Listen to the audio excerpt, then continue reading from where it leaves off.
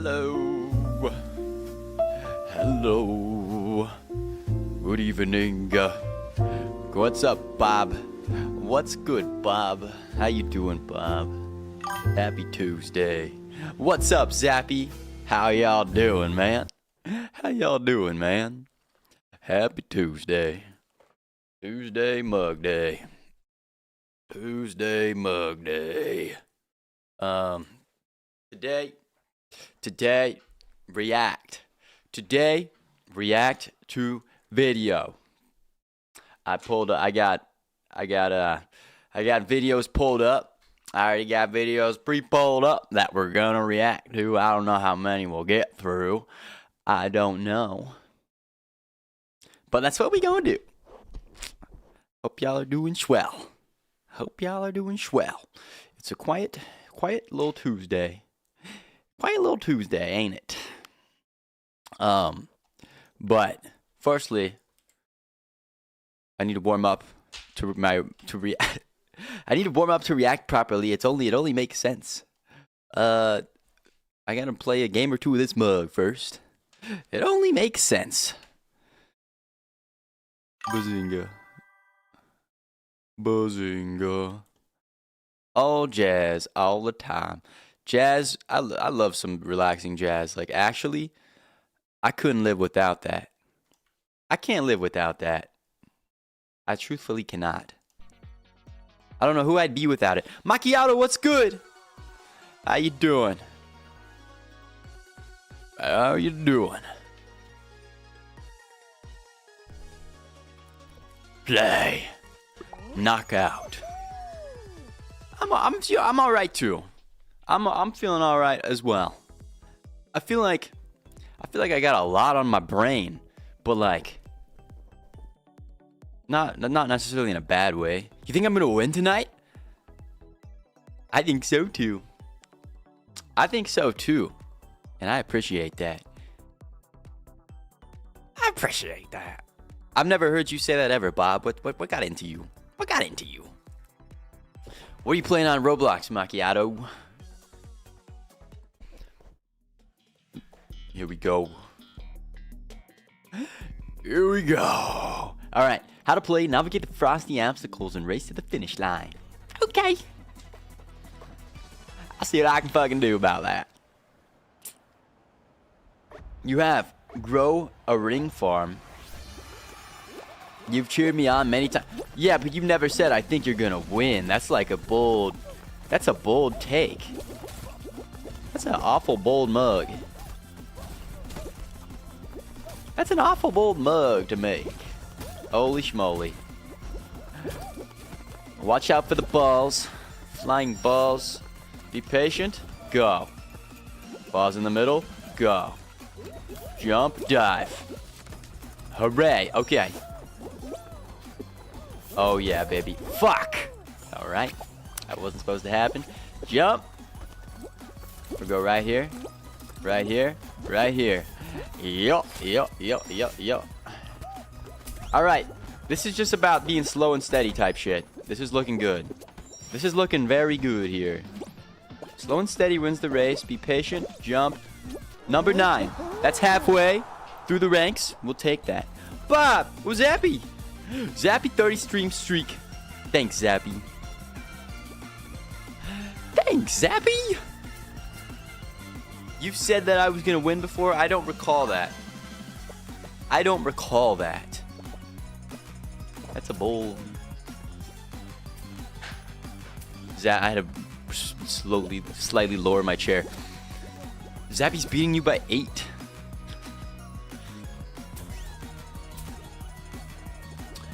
Gamer.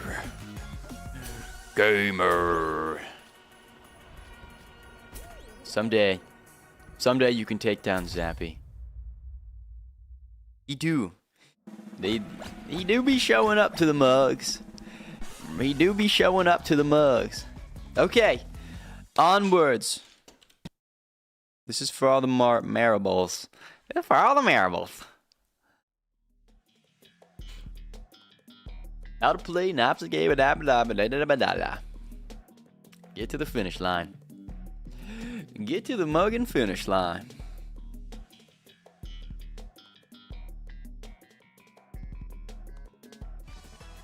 Alright.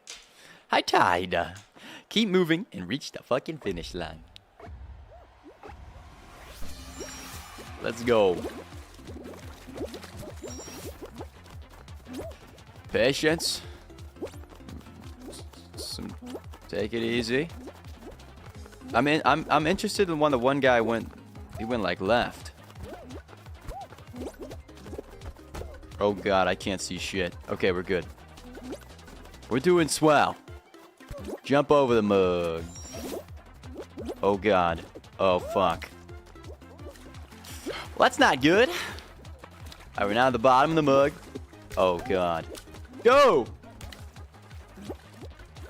Up the thing. Through the thang-a-lang. The right. Go to the right. Go to the right. Not good. Jump up the thing. No! Okay. Jump up the fucking thing. Go this way. Jump over the mug. Easy does it. Easy does it. Easy does it. I'm going this way. Up the mug. Take a right. Solid. Holy shit. I just got smushed. Oh my god. Why did I do that? I don't know. I actually don't know why I did that. Calm. Staying calm though. We're not letting it throw off our mojo. Up the mug. To the left. Oh my god. We're so fucking far from that shit. Okay. Gonna keep on moving forward. Oh shit. Oh. Oh. Oh. Yippee. We made it. Round 3, here I come. I'm on my way to round fucking 3. Is that the second finish line? There's a finish line on the ground too. Oh, look at this guy. He doesn't want it bad enough. He doesn't want it bad enough. He doesn't know what I've been through to get here. Look at him. Get him out of here. Get him off the screen. Don't ever show me him again. De-atomize him. Onwards. Round 3. Next up.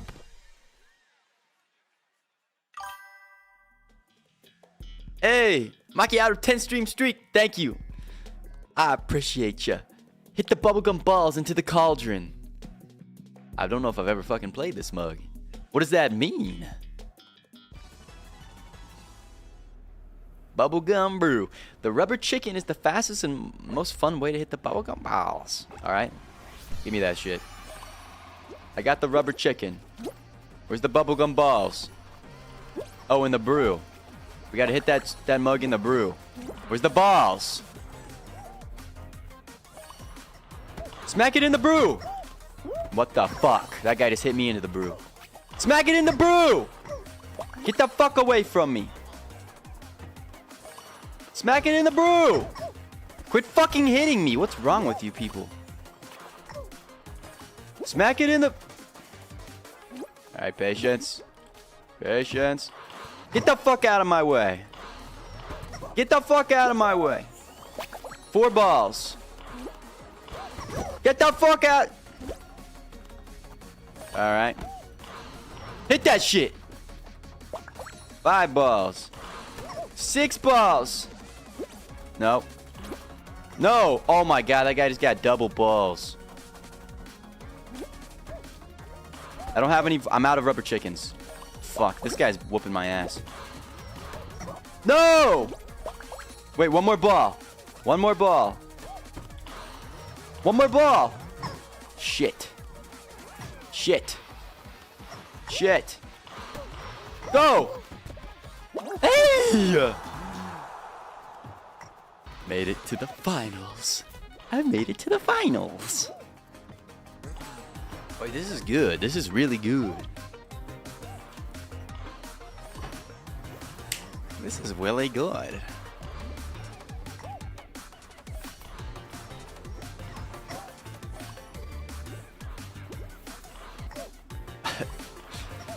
Look at these noobs. Look at these noobs. I can't even watch her. Who is this? Let me watch somebody else. Let me watch the cat banana. I want that. I want that skin right there. How do I get that? Banana cat.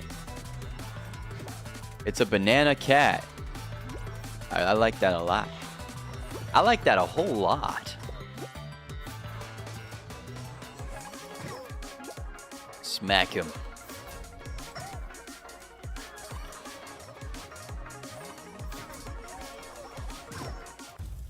Level over. I would think I might have been number 2 to make it. This is actually... Will Bob's prophecy come true? It could. It could. I can kind of feel it. I can kind of feel it. Next up is last round. Avoid the moving blocks and don't get knocked into the slime. Okay, lock in. Breathe. Clench your ass cheeks. Stare straight at the screen. Focus. Unwavering focus. Unwavering focus. Oh, I played this shit. Okay, here we go. The blocks, they come out of this one and they go into that one. And we gotta jump and like make it through them. It's like those old game shows where you had to fit your body through the shit. Except you die if you mess up. This is anybody's ball game. It's anybody's ball game. I need this. I need this. I'm so patient. Look, I don't even have to move around, dude. Look at me. I intuitively knew where that was gonna go. Get this motherfucker just grabbed. What the fuck? He grabbed me. He grabbed me. He grabbed me and got me killed. Did you see that? Alright, that's enough. We're done. That guy grabbed me and got me killed. I'm gonna grab him and kill him in real life. I'm gonna grab him and kill him in real life for that. That's the only fair thing. Alright, it's time to react to videos, man. That was sad. I got murdered. I don't even blame myself for that. I just got murdered. Anywho. Anywho. Let me see. Okay. First video. We've got.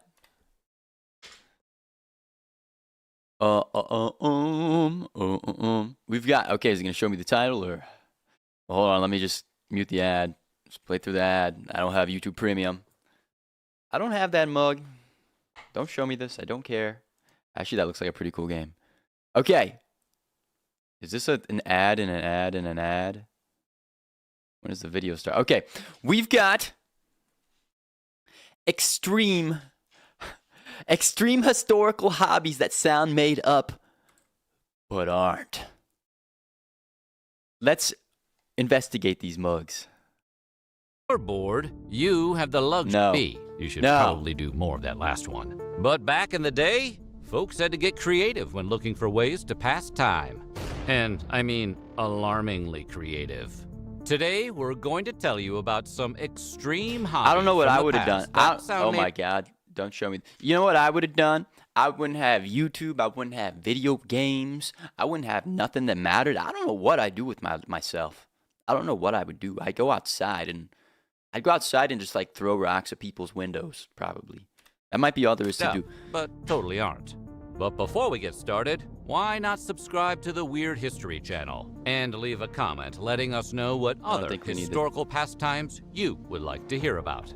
Okay, get ready to dust off that Pog collection because I'm ready. it's time for some weird history. Show me some weird history. Mummy unwrapping Humanity's parties? obsession with the macabre did not begin with 80s slasher films or classic Hollywood monster pictures. It turns out people have always enjoyed gruesome get-togethers, and few are more ghoulish than mummy unwrapping parties.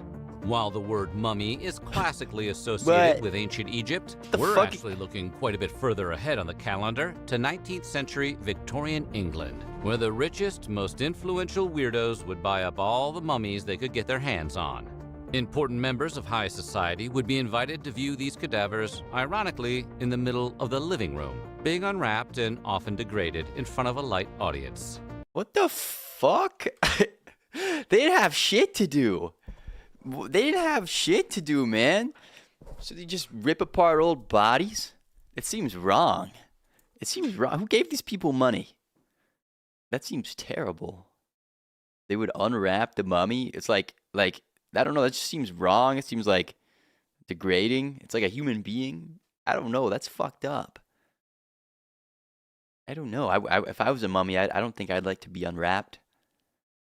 They didn't have shit to do. Okay, honestly, TikTok might be better for society than we think.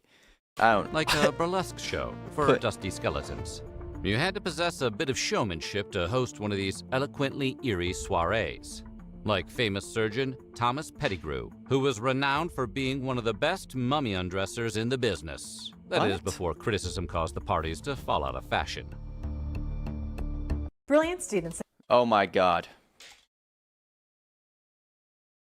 Best mummy undresser? That's what he's known for? That's what we're doing? That's what we're doing? What were they hoping to find? Like, were they hoping to find, like, treasure or something? Like, I don't get it. I don't know. It just seems weird.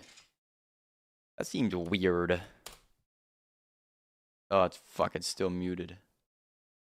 I muted it for the ad. Morgue visits. Normally, the morgue is reserved for people with temperatures well below 98.6 degrees. But 19th century Paris was able to turn, "Hey kid, you want to see a dead body?" into a booming business model. In 1886, a newspaper article reported on a 4-year-old girl who died from only a bruise on her hand.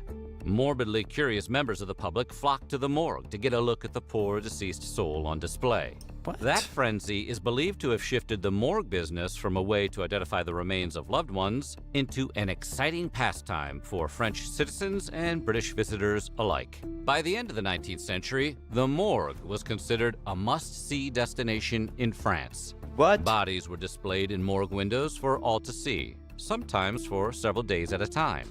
Going window shopping? To go window shopping with the bodies? What the fuck? Are you serious, bro? Like, I don't know. Fuck. The window shopping, the dead bodies. They didn't have shit to do. People gotta look at something. I mean, listen.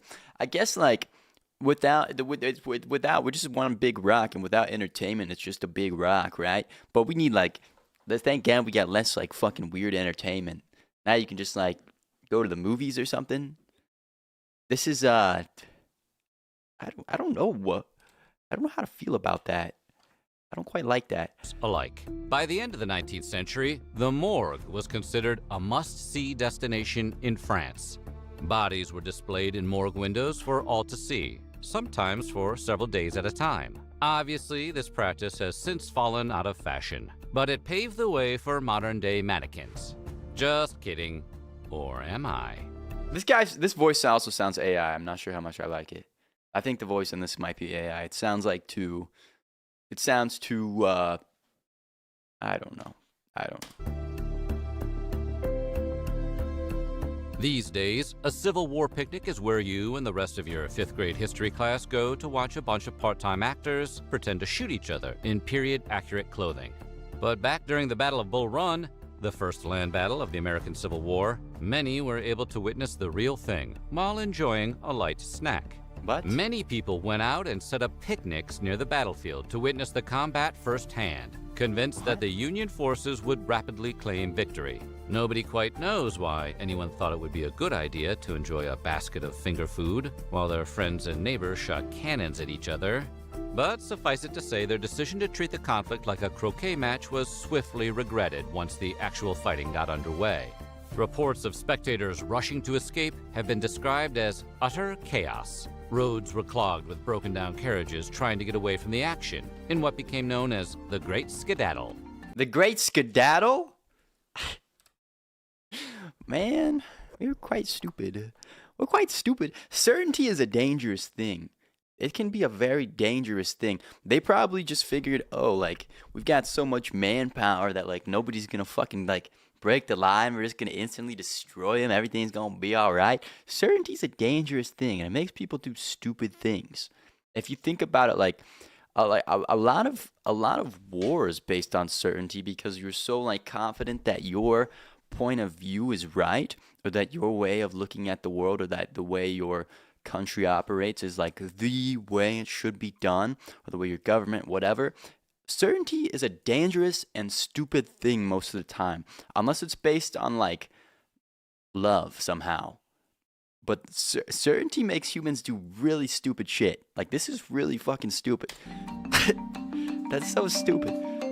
Before the NFL, the Super Bowl, and Tom Brady's televised divorce, there was mob football. Most of modern football was derived from this early version of the sport, originally created in the 12th century. Much like today, the game was played with a pigskin ball, which would be fought over by two opposing teams trying to score a goal. Unlike today's game, however, you had to score 3 times before receiving 1 point. Geez, their injury reports must have been a horror show. Other than that, there was pretty much only one rule: no murdering. It was a brutal game, less a sport than a segment on Jackass. But its popularity can't be denied, as it stands the test of time over 900 years later. Yep, that's right. The original version of Mob Ball is still played in the UK, with 2-day-long matches held every year on Shrove Tuesday and Ash Wednesday for thousands of fans. Good lord. Good lord. That sounds kind of cool. I want to play mob football. We got like kickball and shit. I want to play mob football. No murder though. Don't kill anybody. Don't kill anybody. Around the 17th century, the hottest accessory wasn't jewelry or fancy clothes. It was a God. literal flaming barrel of tar you would carry down the street. Wonder if you can wear one on a chain, like Flava Flav. The bizarre tradition dates back centuries in England's Ottery St. Mary, where the custom of carrying flaming barrels of tar down the road has been time-honored since 1605, just after Guy Fawkes' infamous gunpowder plot. The tar barrels are meant to symbolize the 36 barrels of gunpowder used by Fawkes in his attempt to blast Parliament sky high, like a gender reveal party. Originally, the barrels were rolled down the street. Today, the barrels are carried down the streets on the backs of giddy participants. What? Well, when you don't have shit to do, you just do stupid shit. I don't know. When I was a kid, before I like had a cell phone, we would just like run around and like do shit, random shit outside. Honestly, it's not very surprising. I mean, you got to entertain yourself somehow. Like, we'd like put baby ducks in our pockets. What else did we just do? Really, I mean, we'd be nice to the little baby duck. But I remember getting in trouble like one time. I went home and I had like a baby duck in my pocket, and it was quacking. And my mom was like, "What's in your pocket?" I was like, "It's nothing." And then I got in trouble because I had a baby duck in my pocket. I can remember once I moved to like the country, we would just like, we have like flaming sticks and we'd like fight each other with them. Cause like we wouldn't hit each other, but we'd like smack the sticks together at like night, and like the embers would like fall off of them, and it looked really cool, and it felt like you were having like a real Star Wars battle. I did have a pet. We had the baby ducks. I didn't keep it. I had to return them to their mother. I had to return, or I'd just be outside like playing basketball the whole time. Honestly, or like just football. I don't know. You gotta do something. The first Cotswold Olympic Yeah, their mom was shin-kicking probably event mad. was held in 1612 I apologize to all baby ducks I put in my pocket. I'm sorry. near Chipping Campden. Oh, you know what we would do though? We would have airsoft battles all the fucking time. Like with the little plastic BBs. I had a sniper.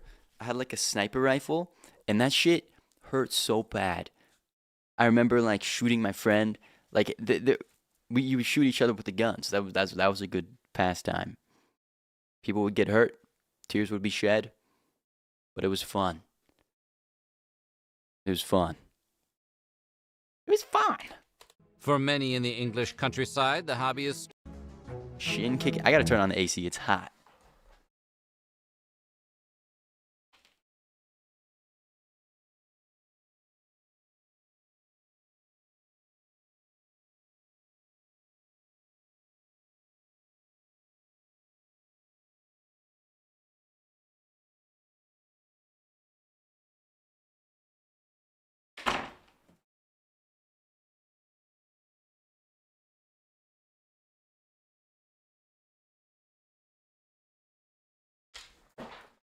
Shin kicking.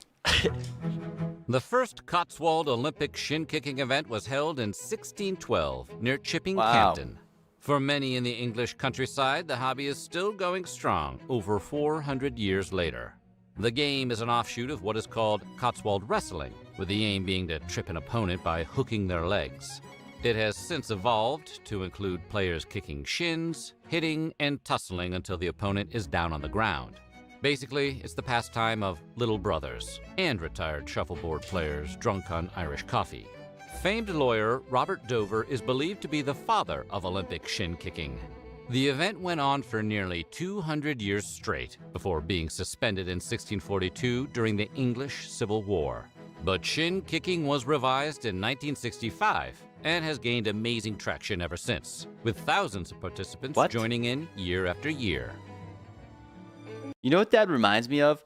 It's just like, I mean, that's just like stupid as fuck. That's just like some stupid bullshit. But there's some game in India that I always see online where they just like smack each other's chest. I don't know. Wait, hold on. Let me try and find that. I don't know what the fuck it means or what they're doing, but there's always just like, I don't know. We gotta entertain ourselves somehow. India, chest smacking sport. Yes, this. Indian chess slap kababi. India's slap boxing. I mean, on the outside, it just looks like some absolute bullshit. Slapping tournament. Slapping tournament?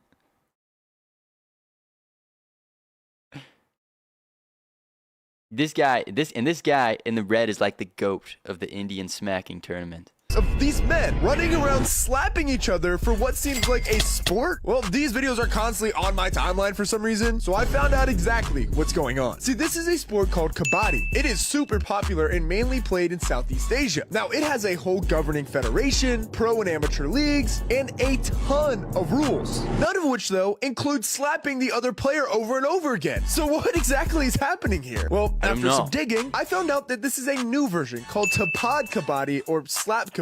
And it's popped up in parts of India and all over Pakistan. Now, in regular kabaddi, you play in teams, and you get points every time someone runs across the line, tags another player, and makes it back without being tackled. But in this version, you get called out to battle one another one-on-one, and you get a point for every slap you land on your opponent. Now, closed fists are not allowed, but there is no time limit on this game. It literally goes until you make your opponent quit. The best part, though, is the winner gets a pot of money that was put up by the audience watching in the sand, backing whoever they think will win. Now, in every video, I see this one guy in the red striped shorts. This guy's the GOAT. And he is always dominating. People in the comment are calling him the LeBron of this, so I looked him up, and turns out people call him what translates to the hacker. He's from Pakistan and is seemingly always aura farming in these clips. Dude will do like high kick, double splits, and then jump on his opponent's back and start slapping him there. Oh, and after he wins, he's just constantly emoting. Apparently, he really is the GOAT of Slap Kabaddi. But this is all he'll be on. If you learned something here, click follow, because I got you.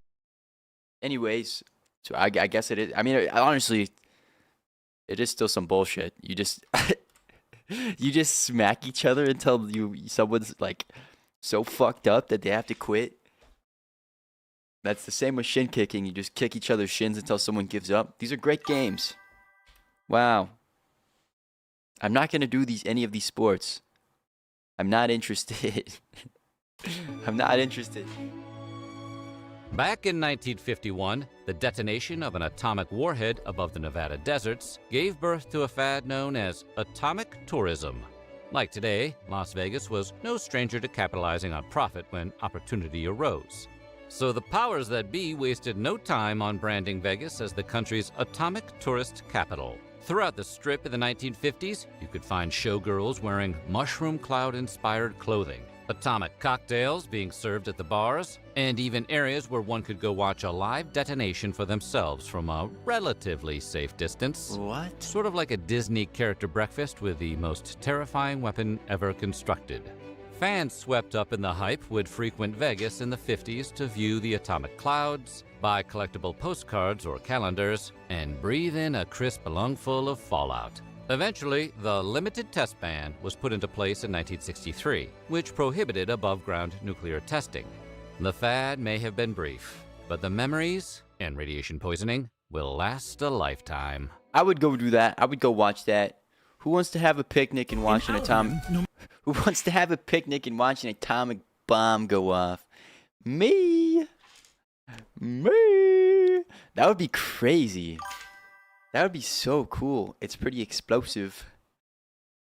Wait, how do you like? How far do you have to be to not get like radiation? Like, that sounds fucking insane.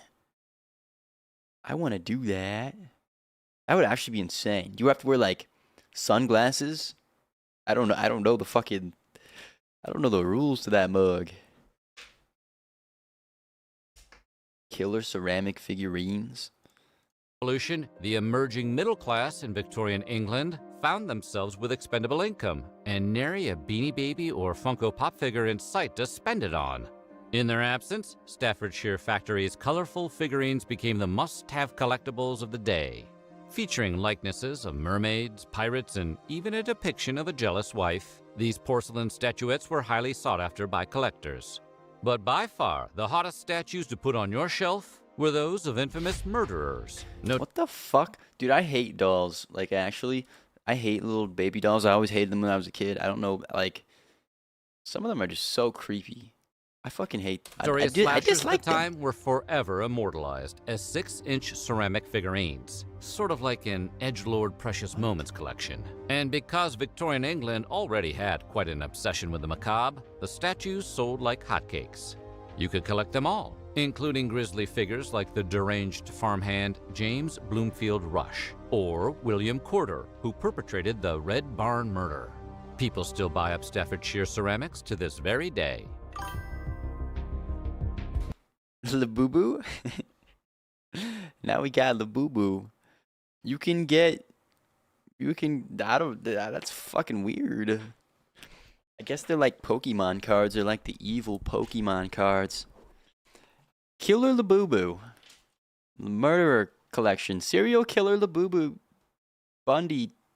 Fucking Dahmer collection. Another way Victorian England indulged its obsession with the macabre was the headless photograph fad, which is exactly what it sounds like. Likely concocted by pioneering photographer Oscar Gustav Rejlander in 1856, headless photography was one of the early forms of photographic manipulation. The method involved working with the original negatives as well as cutting and pasting. With actual scissors and paste, not just hitting Control-C. The main challenge was to make the separate images appear as though one photo was taken. The other challenges involved explaining why you had a photo of a headless person. Experimental photographers were able to use various methods to create legitimate-looking decapitations, all in the name of morbid fun. Novelty photographs such as... That is that early AI.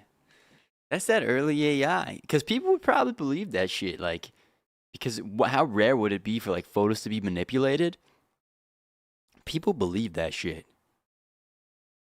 That's awesome. I want one of. I would want that. I would want that. These were commissioned during the 19th century and required superior photography skills in order to pull off. These were the pioneer days before Adobe Photoshop, when skilled artists would have to complete their work in actual Photoshops. The ancient Egyptians held many animals in high regard, but none more so than those in the cat family. Egyptian royalty had large cats, such as lions and cheetahs, which they used in their hunting parties or simply kept as exotic pets. There wasn't a Department of Fish and Wildlife back then. Anyone was able to keep a menagerie of exotic pets like a Miami Coke Baron. The favorite was the cheetah, which held a special reverence to Egypt's people. You could find cheetahs in many influential households throughout the region. It was a popular pastime to house-train cheetahs, since they could be used to hunt mice and snakes, as well as big game. You know, big game, like that neighbor who likes to work on his Trans Am at 3 in the morning. Cheetahs were so revered that you could often find them buried alongside their owner, which really isn't too different from modern cat owners, is it? Wow. Wait, I want a pet cheetah. That would be sick. Dude, don't fuck with me. If I got a pet cheetah, don't fuck with me. Don't fuck with me. I'll send the cheetah to get your ass. That would be awesome. I want that. I want that mug. I want one of those mugs. Sir She James just scare you? Carey may have proven that making goofy faces can be a lucrative career. But did you know it's also a competitive sport? Originating in 1267 at the Egremont Crab Fair in the UK, gurning, or contorting one's face, was created to celebrate the beginning of the crab apple harvest season. Participants would push their faces through a horse What collar the while trying fuck? to gurn the best face, or the worst face. We're still a bit iffy on the wording. They called it gurning through a braffin. Sounds like a Sting lyric. The contests are still held today in the UK during mid-September, when the world's best gurners travel to the small town to see who can turn the best gurn. What's up, Hans? We're watching extreme historical hobbies that sound made up. Who wants to go gurn? I don't know if I'd be interested in going to that. Honest to God, I'd rather stay inside than go to that. That does not sound very exciting. I'm not interested in partaking in the gurn competition. The guy did look like a goober. You're definitely right. When a sport gets boring, drop it in the water. As the old saying goes, that was the hope the creators of water jousting had when they took traditional jousting and moved the whole operation to the river. It is believed that water jousting dates as far back as ancient Egypt and was popularized in France around 570 BC as a source of entertainment for French royalty. The idea is similar to normal jousting, except it is played while standing in a boat on a river instead of riding a horse. Oarsmen would row toward the opponent while the jouster tried to knock them into the water. An oarsman? No motorboats or airboats. Are we sure it's not supposed to be less boring? Predominant matches were held along the Saône River in Lyon, where it is rumored that Queen Elizabeth I even watched one of the tournaments. The hobby is still practiced today in France and remains quite popular. You can visit the country in August during the Saint Louis Festival to watch teams joust each other to the soundtrack of medieval songs, just as their ancestors intended. So what do you think? Did people ever die from that shit? Did people ever die jousting? Because that shit is crazy. Did people ever die jousting? There's no way that, like, lots of people haven't died from this. Ever die jousting? Did people ever die jousting? No, jousting was not intentionally fought to the death. Really? Lethal combat was, however, it was an incredibly dangerous sport with a significant mortality rate due to the extreme physical forces involved. Yeah, because you're fucking a charging knight hitting a shield had the equivalent impact force of being struck by a small car at 30 to 70 miles per hour. 70 miles per hour? If you get hit by a small car going 70 miles per hour, you're dead. Leading causes of death resulted from head and brain trauma, crushing injuries from trampling, or most notoriously, deadly lance splinters penetrating the eye and skull. King Henry II of France famously died in 1559 during a tournament after a splinter from a shattered lance pierced his visor and entered his eye. Dude. Mortality rates are high. That's fucking ridiculous. What do you fucking gain? Like, why? I don't know why. What's good, Emma Cassidy? I don't want to be hit by someone going 50 miles per hour. You would never die to a splinter? I think they're talking about like a big ass piece of wood, Hans. Like, this isn't like a regular splinter. This is like it could be like a multi-pound chunk of wood, like going at like 50 miles per hour. If that hits you in the eye, you're dead. That's like you're not gonna survive that. If the force of a small car going into your eyeball, you're dead. Jousting is so fucking stupid. I mean, we do lots of stupid shit today, but it seemed like part of the entertainment back then was like the fact that you might die or death. I'm not saying that like our entertainment is good. I'm not saying that doom scrolling your day away is a good thing, but at least like, I mean, you're not gonna fucking die. You're not gonna die. Wow. Anywho, I will not be jousting. There's this next video that had piqued my curiosity, probably the most out of everything I pulled up. Out of everything I pulled up, this video seemed extremely interesting, and I'm excited to see what this is about. You've been hit by a small car before, but you're still here? What the fuck? You've been hit by a small car? For real? I'm glad you're still here. I'm glad you're still here. I'm sorry that you got hit by a small car. We have a survivor. It was a friend who hit you too. Did you like break anything? Did you get like seriously injured? How do you get hit by a small car?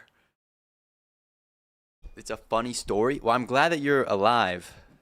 I think in Los Angeles, like, the most common way that kids die is like getting hit by cars because everybody drives, and there's just cars everywhere. It's kind of sad. You recall it as a fond memory. Interesting. Interesting. I'm glad. Well, I'm glad. I'm glad you do it. I'm glad you're still here and alive.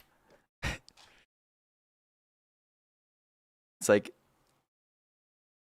back in your country, it's like Need for Speed the way they be driving. Yeah.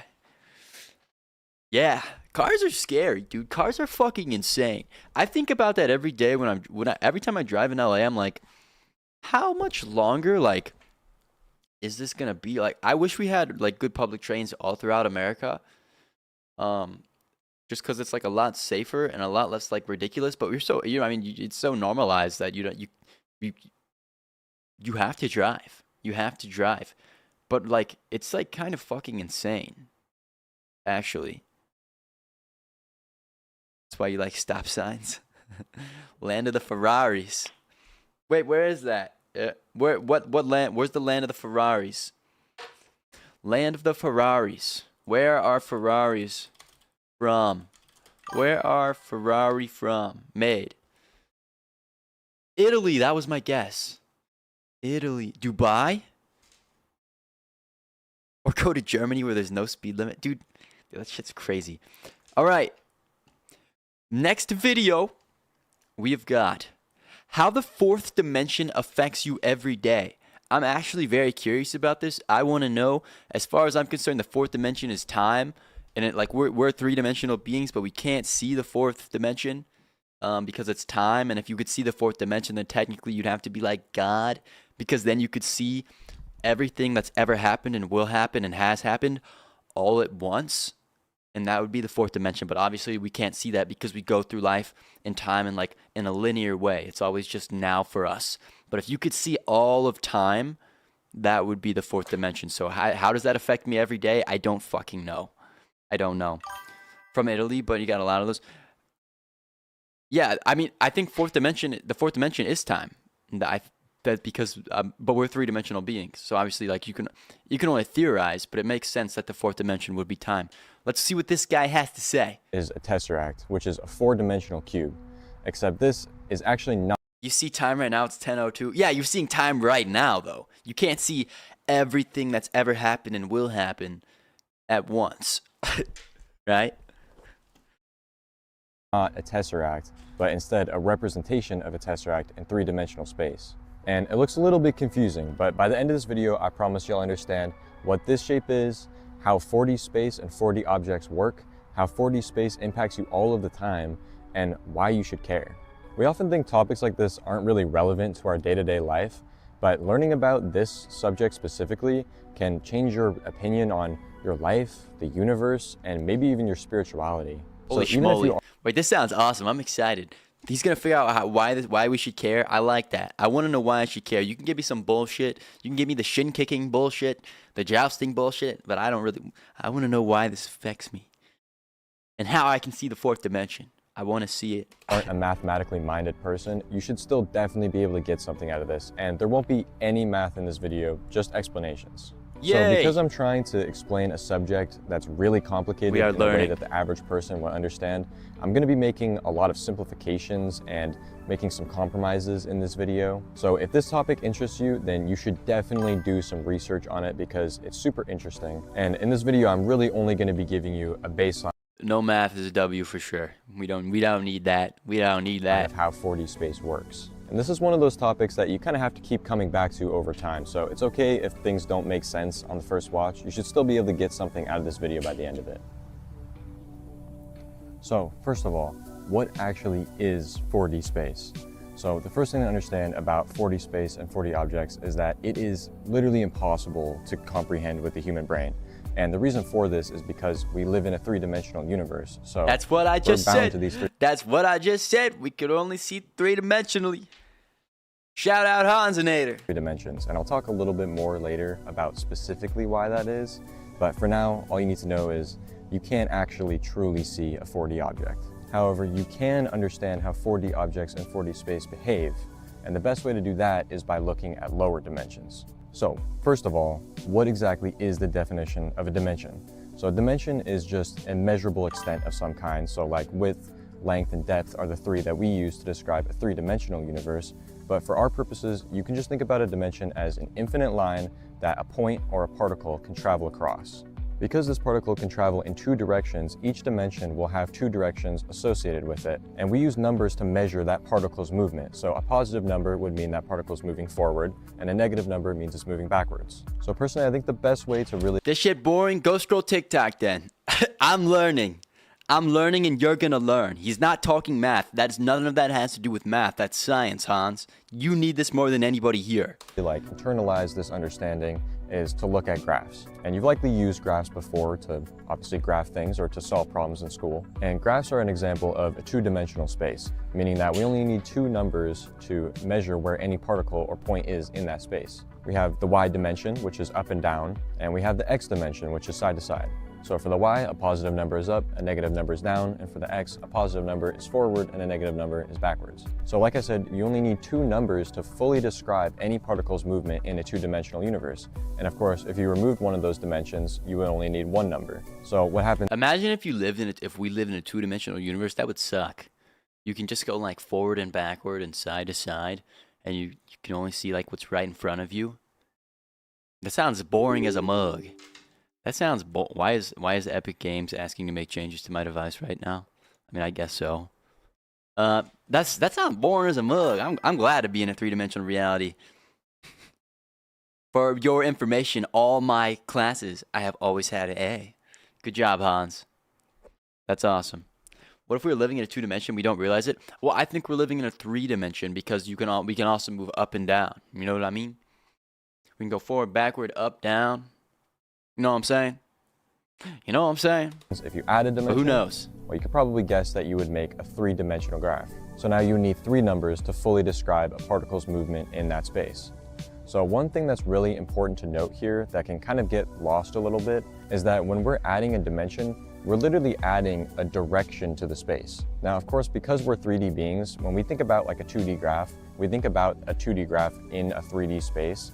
But if you lived on that 2D graph, then you would only have those two dimensions, and one of those sides would be infinitely thin. But as a two-dimensional being, you would not know that. You wouldn't be able to recognize that. So when we add dimensions, it's almost like we're adding another side to reality, which isn't like technically a mathematically true statement, but it gets the point across. So logically, in order to make a four-dimensional space, you would just have to add another dimension to a three-dimensional space. So now you What the fuck? What the hell is that? Wait, hold on. What the? Okay, this guy keeps putting shit over here. I'm moving. What is that? This is how we represent 4D graphs. However, in a true 4D dimension, they would not look like this. What the fuck am I looking at? we need four numbers to describe a particle's point in that universe. So now we have width, length, depth, and breadth, which is the fourth term that we need to describe that new fourth dimension that we just added. So that's how you construct a 4D space, but 4D shapes are a little bit more complicated. So let's construct a tesseract fully from scratch, starting at one dimension. So there's only a few shapes that are actually possible in one dimension, those being a line, a ray, a line segment, but for now, we only need to worry about the line segment. So like a square and a cube, a tesseract or a hypercube is also composed of equal length line segments. So we only need to worry about the line segment here in one-dimensional space. Okay. So if we want to make a square from this line segment, what we can do is take this line segment in the one-dimensional space and basically stretch it along a new dimension. And if we stretch it the right distance, then we get a square. So now if we want to make a cube from this square, all we have to do is repeat the same process. We just take that square and we just stretch it out along a new dimension and we get a cube. So naturally to make a tesseract, we do exactly the same thing. I feel like this is super simple right now. Like it's super simple, okay? Because we understand that. But then like What comes next? I feel like it's gonna be like hard to. It's gonna be hard to fathom. It's gonna be hard to fathom because We take hell, this I'm cube talking. and we stretch it along a new dimension. Obviously, this is where things get a little bit tricky because as three-dimensional beings, we don't have another dimension to use here. So what we have to do is we have to compensate and basically pretend that a direction in three-dimensional space is actually a new direction. So to do that, we add a dimension that has the directions inner and outer. But it's very, very important to note here that this is not where the direction would be. You would have to literally, like I said, add another side to reality to do this. And as three-dimensional Yeah, what the fuck? Okay. Yeah, all right. I hope it's time because that's the only way I've ever understood the fourth dimension. I don't know what the fuck he's saying right now. Our brains are not four-dimensional. You are very right, Emma. I don't know what the fuck is about to happen. beings, we just can't do it. Our brains just have only ever experienced three-dimensional space. But anyway, using this compromise, we can take the cube and we can stretch it along either one of these dimensions. And as you can see, we just made a tesseract. So that's basically how four-dimensional space and four-dimensional objects are constructed. What? What just happened? I think so, Hans. I think I'm... yeah, I think so. Yeah. Either one of these dimensions. And as you can see, we just made a tesseract. So that's basically How long did it take me? I don't remember, honest to God. Honest to God, I do not remember. how four-dimensional space and four-dimensional objects are constructed. It's actually pretty simple. But you can do it. It's just a weird concept to grasp because you literally can't visualize that fourth dimension. But don't worry, in this video, I'm gonna give you a lot of different ways to kind of understand. Yeah, honest to God, I got no idea what the fuck's going on. I'll check out your VOD after the stream. What that fourth dimension would look like, or not what it would look like, but how it behaves. Now, one thing to note here is if we were four-dimensional beings living in a four-dimensional universe, it would make perfect sense to us. In the same way that we have depth cues to tell how far away something is, there would be cues to give us information about that fourth dimension of space. But again, we just have never experienced those and they don't exist in our universe. So we just aren't able to visualize them, unfortunately. Wow. The plot's gone. He's okay. So he's saying that we literally can't. Obviously, if we lived in a four-dimensional reality, it would just be natural. But we don't live in a four-dimensional reality. We live in a three-dimensional reality, so it's like impossible for our brains to grasp. That's basically what he's saying. I don't know what the fuck that means. I don't know what that means. I hope we figured this out. Hold on, I muted it because the ad. Definitely. So a really useful way to understand this is with this game called 4D Toys on Steam.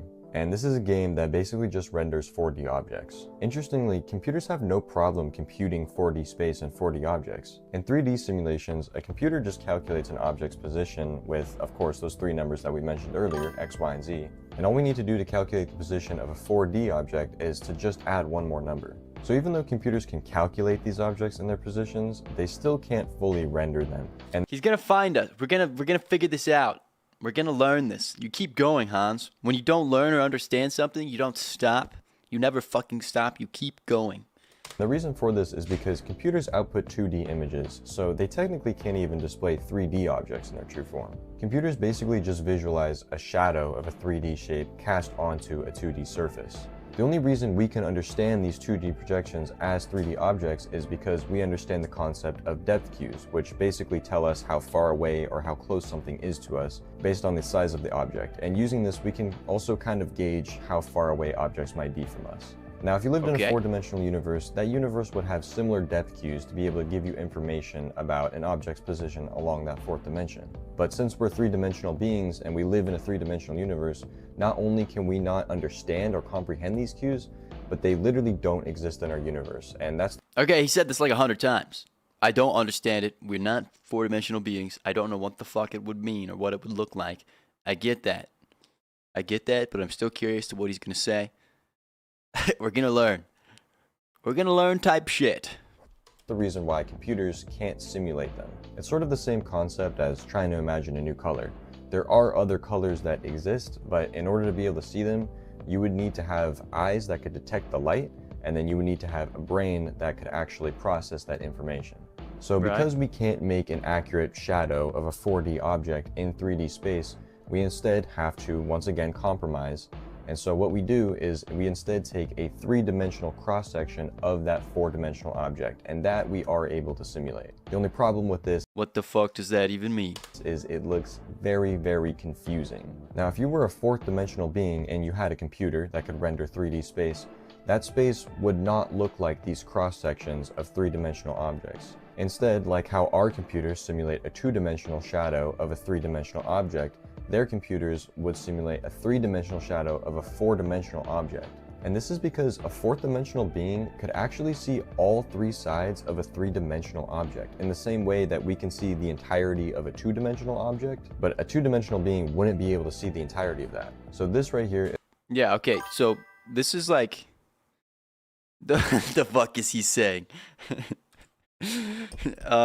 Random before the affiliate thing mentioned earlier, I think you got affiliate 13 months ago because it auto gifts you a sub on your own channel. It says you've been subbed to yourself for 13 months. Yeah, okay, then that's it. That's it. It has been over a year.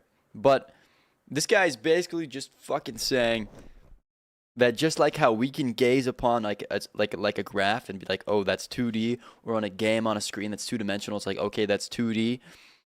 A 4th-dimensional being would be able to look down at our reality and just like see it all at once, but because they'd be above us. But this I don't know, this feels really vague. is a representation of a 2-dimensional universe. And this little stick guy right here is a 2-dimensional being. Now to him, this object that we can clearly see is a circle would just look like a line because he can only see this one dimension of it. But because we're 3-dimensional beings, we can see that this is actually not a 1-dimensional line, but a 2-dimensional circle. So it would be a similar concept for a 4-dimensional being. So this stick figure is stuck in a 2-dimensional universe, but this 2-dimensional universe is actually contained inside of a 3-dimensional universe. And as we can see here, in this 3-dimensional universe, there is a sphere. Now, because the sphere isn't interacting with that 2-dimensional universe, to the stick figure, there is no sphere. However, if we take this 2-dimensional universe and we move it so that it interacts with the sphere, we can see, seemingly out of nowhere, a circle has just appeared. And but so this little stick figure dude is 2-dimensional. He's just gonna see he's just gonna see. I gotta move myself to the other side. If this little stick figure fella is 2-dimensional, he's just gonna see like a line in front of him, right? You're gonna struggle on viewer engagement, dude. You just don't stop. That's what you gotta do, Hans. You just don't stop and you try to figure things out. And don't stop. I'm still figuring things out. I'm still figuring things out. You gotta fail forward. You gotta fail forward. It's messy, but you gotta do it. You could be, yeah. I wouldn't have affiliate without you guys. That's true.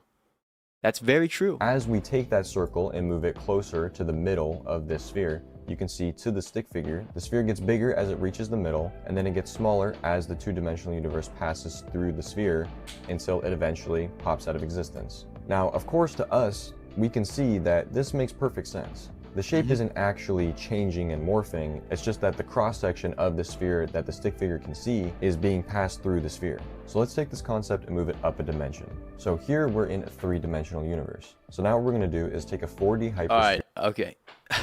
Is everybody still with this? You've been following me a long ass time. Thank you, Emma. And pass it through this 3-dimensional universe. And as we can see, when we do that, we see a sphere that pops into existence, gets bigger as it gets closer to the middle of the hypersphere, smaller as it gets closer to the end, and then pops out of existence again. So going back to our 2D universe contained inside the 3D universe, we can see here that we have a rotating cube. So now if we take the 2D universe and move it through this rotating cube, we can see to the stick figure, it looks like this cube appears to morph and transform and just do all sorts of weird things. It like gains more sides and then loses them. All of the angles are changing, but the shape isn't actually changing shape. We can very clearly see here that just the cross section of the shape is being rapidly changed as the object is being rotated. So going back to 3D space. All right. I feel like it's taking a long time to get to the point. I'm still with it though. I'm still with it though. In this 3D space, even though you can't see it, there is a rotating 4D tesseract. And as we move the 3D universe through that tesseract, we can see that it once again appears to change shape and gain size and do all of that weird stuff, but now in 3 dimensions. So the shapeshifting of this object is not caused by the object actually changing in any form, it's just simply caused by the object moving and rotating through the 3 spatial dimensions we're used to and the 4th dimension as well. So using this principle. Okay, that shit just got weird. That shit just, wait, so he put it in the 3-dimensional, and because it's a tesseract, it just looks weird to us. It's simply caused by the object moving and rotating through the 3 spatial dimensions we're used to and the 4th dimension as well.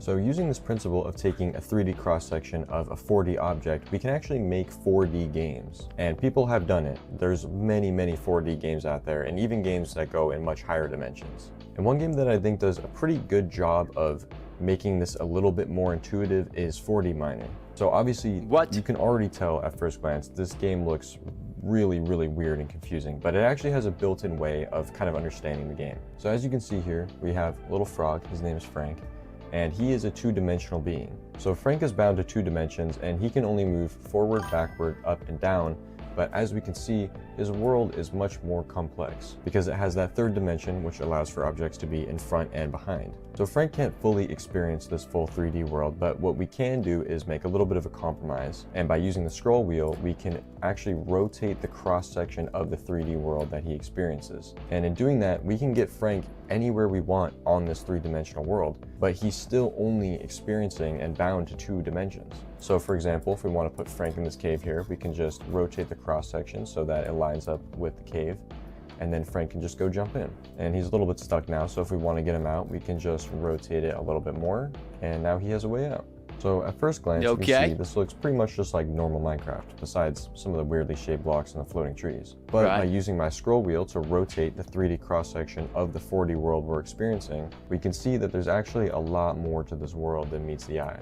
As you can see, the biomes change and mountains appear and disappear. Okay, so this whole video is just saying that the 4D is just like, there's more that we can't see because we're 3-dimensional, but if it was 4-dimensional, there would be more stuff happening, but we just can't see it. He's not necessarily, I said it was time, but like this is just a whole different, I believe the 4th dimension is time, but this is just saying there's more to the eye that we can't see.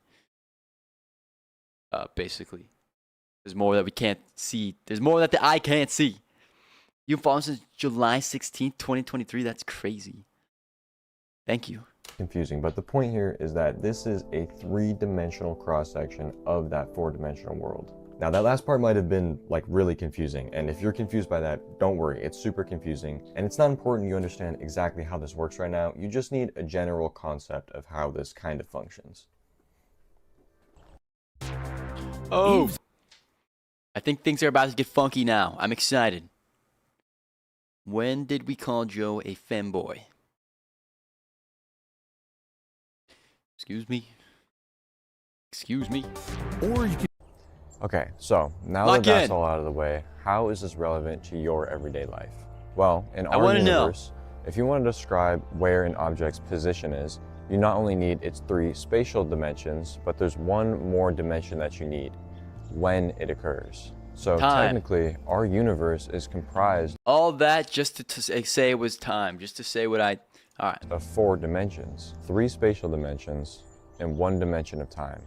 Now, it is widely accepted to consider time as the 4th dimension because it does fit the definition of being a dimension, that being it's a measurable extent of some kind. But it's important to note that it is fundamentally different from the 3 spatial dimensions of our universe because we can only experience time in one direction. But as 3D beings, it is impossible for us to fully comprehend the dimension of time. It would be like experiencing 2 events at exactly the same time. It's not even something that we can comprehend. And interestingly, 2 of our most successful theories of the universe, the Standard Model, which is an equation that basically aims to define and describe all fundamental particles in the universe, and the theory of relativity, which deals with space-time, are fundamentally incompatible. We don't really understand how particles and quantum fluctuations and space and time all merge together, right? I think about it all the time, how like a lot of like the biggest questions we don't know, like we don't have answers to a lot of like the biggest, like most interesting, or like there's no certain or 100% scientifically proven answer like to like where consciousness comes from, or what makes our experience of life subjective. Or I mean, there's religion, and let's say I believe you go to heaven when you die, but there's no scientific proof of exactly what happens where you die when you die. There's no 100% proof that life isn't a simulation. Like all the big questions like are unknown, like to some extent. So you just gotta live. Isn't that fascinating? I think about that a lot. Is Joe a femboy? Important question. It depends on the day.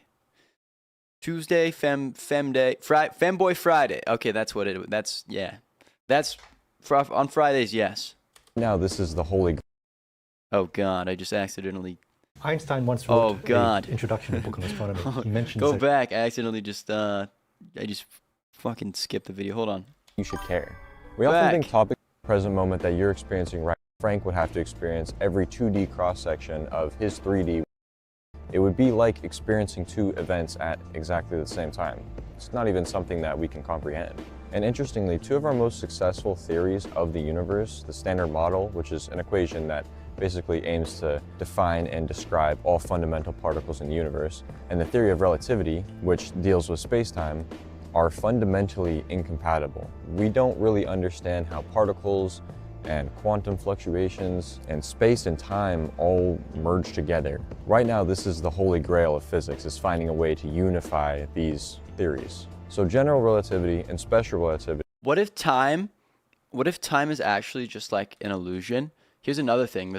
Why there's a possibility that there is no such thing as time. And like what I'm trying to say is, the possibility that time actually is in the fourth dimension, I think, because it's always just now. Time is used to keep track of things, but it's always just now for us. Or I could be wrong, but it's always just now. And so I don't know. There's a lot of unknowns. Are two of Einstein's most famous models. General relativity attempts to explain gravity and motion, which it does very accurately, and special relativity aims to describe energy, space, and time, which is also highly accurate in what it attempts to describe. These theories together form the full theory of relativity, which very much points to space-time being sort of like a 4D object that exists all at once. These two theories together make up the theory of relativity. So what if everything is already like happened or happening or whatever, and but we just like, I guess a four-dimensional being would just, like I said, it would just see everything that's happened, is happening, and will happen all at once. But we just go through that like on a line, right? But I also believe that like maybe the choices you make could impact like the future. And so I don't know how that would look to a four-dimensional being. Maybe they could see all the infinite possibilities at the same time. I don't know.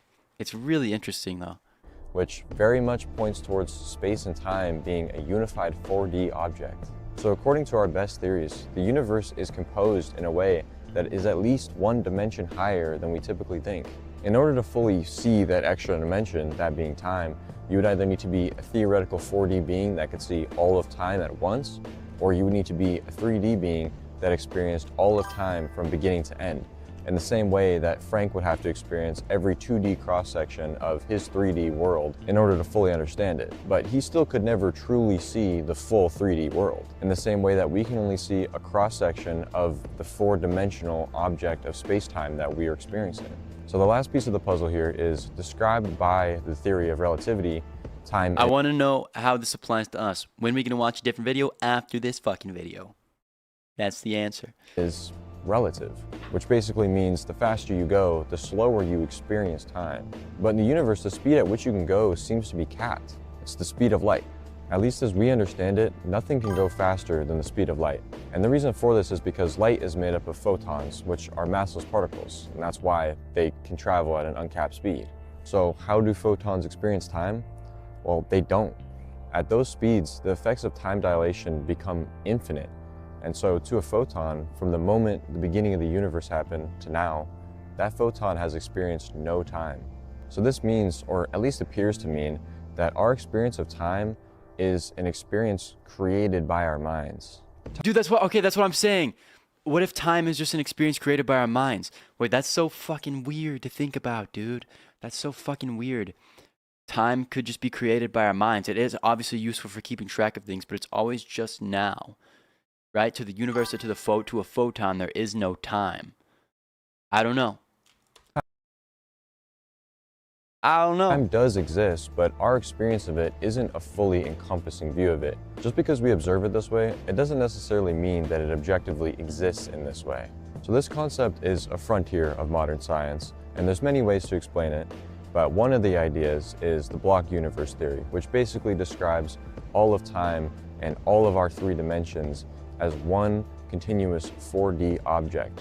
Going back to that proton that doesn't experience time, it actually does experience time all at once. And so because of this, modern physics basically suggests that all moments in time are equally real and exist in a higher 4th dimension. Basically, our universe, all of space and all of time, would exist as one full object, and the present moment is a cross-section of that entire object. So the present moment that you're experiencing right now is, at least according to modern theories, a 3D cross-section of an entire 4D shape. Whenever you hear the term... That's so interesting. So like, he's saying, this theory is all of time and everything that's ever happened is just like one big block in a 4th dimension. And like, if you're a 4th dimension, you can just look at it and see everything that's happening and will happen. And it's all just in the past is just as real as now. But again, it's just like it's just a theory. It's not completely true. Why does going to space slow down time? I don't know. I think if you go really fast, time slows down. I don't know. It's fascinating. I just think there's so many unknowns about the universe. Space-time, that is what it's referring to. One continuous fabric of 3 spatial dimensions and 1 dimension of time. Or at least that's what the best and most accurate mathematical theories we have today describe. This is why people make such a big fuss about Albert Einstein. He proposed this idea and then proved with mathematics that it was a very accurate way of describing our universe. And to this day, it's still the best description that we have. This may be the last ad you ever... She's a paid actor. She's a paid actor. Paid actor. What does all of this mean? Well, what it means is that every single decision you've ever made, everything you've ever been, everything that you are... When will Joe understand the video? Never. Wow, thank you. Everything Hold on. What does this mean? Listen up. This guy might actually tell me something I didn't already know. Sorry, that sounded really snobby and smart-assy. So, what does all of this mean? Well, what it means is that every single decision you've ever made, everything you've ever been, everything that you are, and everything that you ever will be exists all at the same time on a higher dimension. And that your life is being constructed in a higher dimensional way that we don't fully understand. Have you ever felt like something in your life happened for a reason? Or maybe ever heard that one day you'll look back and realize that you were exactly where you needed to be, doing exactly what you needed to do, even if it didn't feel like it? Well, this could be why. Space-time just isn't as simple as one thing happens, then the next, and then the next. Our lives are constructed in ways that we can't fully understand as human beings. So that's true. That's true. I think there's so many unknowns, but like if you think about if you think about the unknowns all the time, then that can like eat you up and sort of like take you out of day-to-day life. So that's why I think we lock on to like the small things, or like just to like keep ourselves grounded, like naturally, because it's all you can grip is like what you know. But there's so much that's unknown. But I do think lots of things happen for a reason, and that there's just so much more than meets the eye, and that I think everything happens for a reason. Can we watch Mommy ASMR now? This is the perfect time to ask that. But yeah, I'll talk about it more after the video. that could mean that your life and our world is so much more intricate and beautiful and complex than we can even comprehend with our brains. And modern day physics says it's not only possible, but probable. So take this information with a grain of salt. I want you to come to your own conclusions about the universe. But just keep this in the back of your mind and really consider one thing. Is the universe giving you what you need? Now, you might immediately say, no, of course not. I mean, if it did, I would be living on a beach in a mansion somewhere doing my hobbies all day. And, you know, that's fair. But is that really what you need, or is that just what you want? Because to a human being, those things sound really good. To the universe, there's no good and there's no bad. There just are things that exist. Because of this, I mean, even horrible things can happen for a reason, even if it's for a reason that we as human beings will never be able to understand. So try to listen to what it might be telling you. I mean, I know personally that in my life, I mean, things guide you. When you make a mistake, you have consequences, and that pushes you in the other direction. When you do things good, it feels good and you want to stay there, and that keeps you there. It's like this restoring an equilibrium force. And, you know, interestingly, just through modern physics, we've come to a place of spirituality. I mean, the universe showing and teaching you things is very much a concept of religion. And I'm not a religious person, but I do believe that the universe, it does show you things, and it does show you sort of the correct way. Not technically the correct way, because again, to the universe, there is no correct, there's no wrong, there's no good, there's no bad. But there is certain paths that for us and the universe that we live in, with the specific laws that it has, there are certain ideas and decisions and things that we can do that make it a lot easier to live peacefully and harmoniously with our surroundings, with other people. So being a human being, always keep your mind open to new ideas. Always be ready to take in new information, even if it's a challenge to do so. And doing this not only makes your life better, but it makes the lives of the people around you better too. So anyway, just keep this in mind. And if these concepts are really big or scary or kind of hard to understand, it's okay. It won't be like that forever. Peace and love, and thank you for your time. Epic. That was a solid video. Beautiful.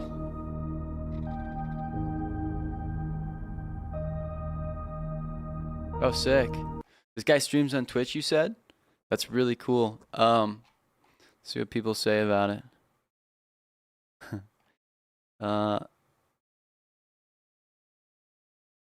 This is like trying to explain the color red to someone who's never seen it before.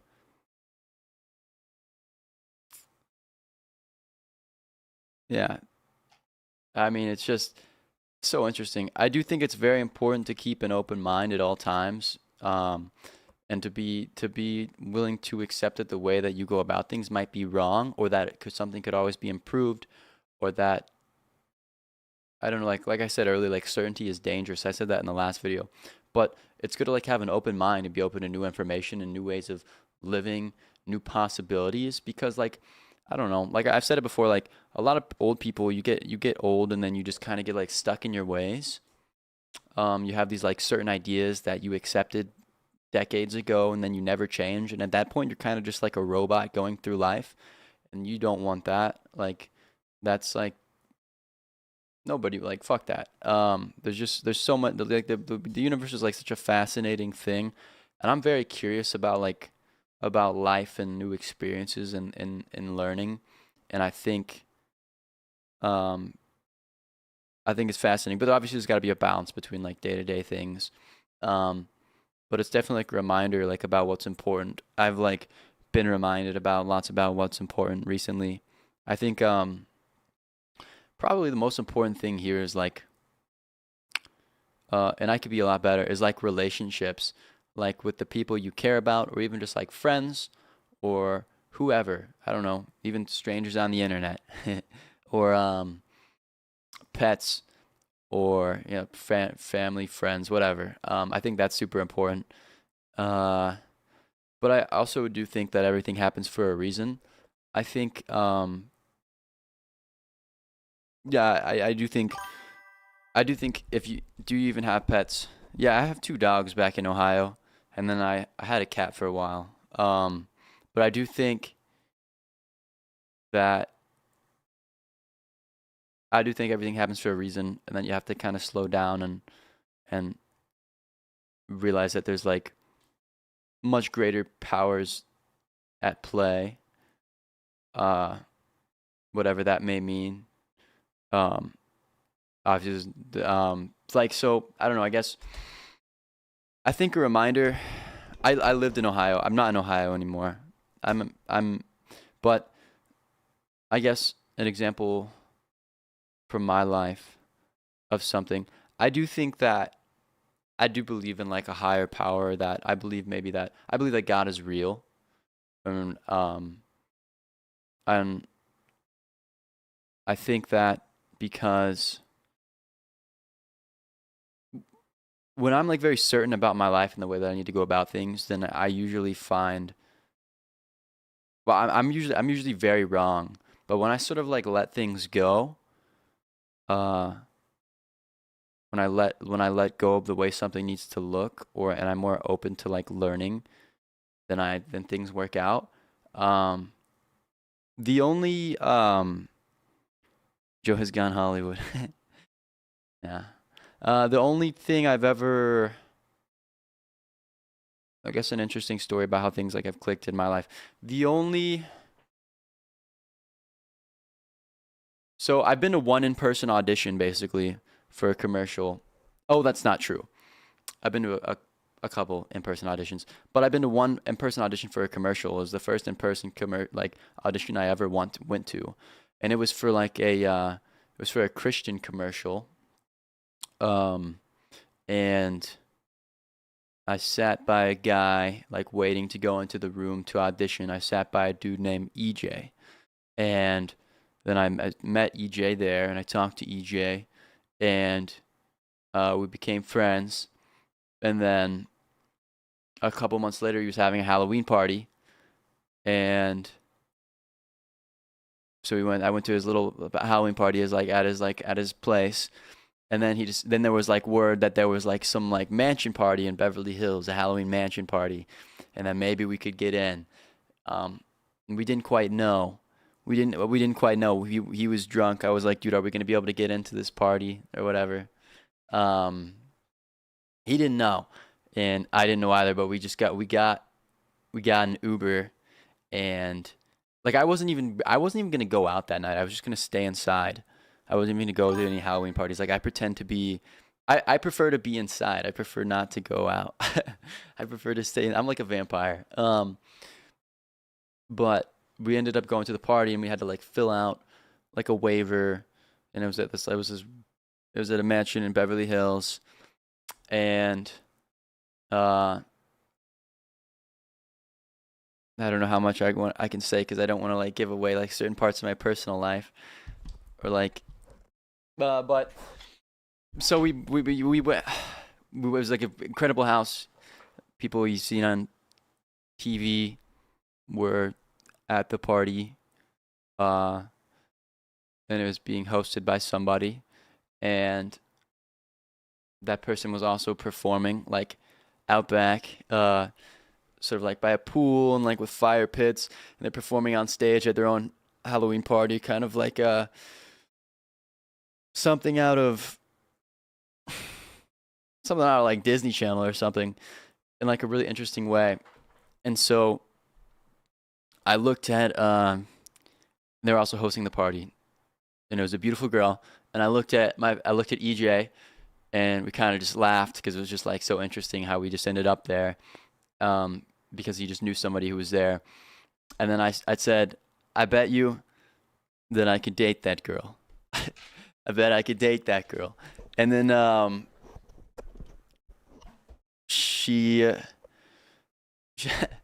was in the back. I was kind of like, I'm stupid confident. Like that's probably one of my greatest strengths and greatest weaknesses. And I was standing in the back. I was dressed as a greaser from Greece.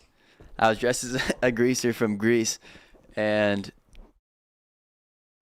she I guess she had a segment where she has like a red flag, and like a literal like physical red flag, and she picked somebody from the audience, and I was in the back, and she called me on stage basically, and she handed me a red flag, and she said like she did this whole funny bit basically.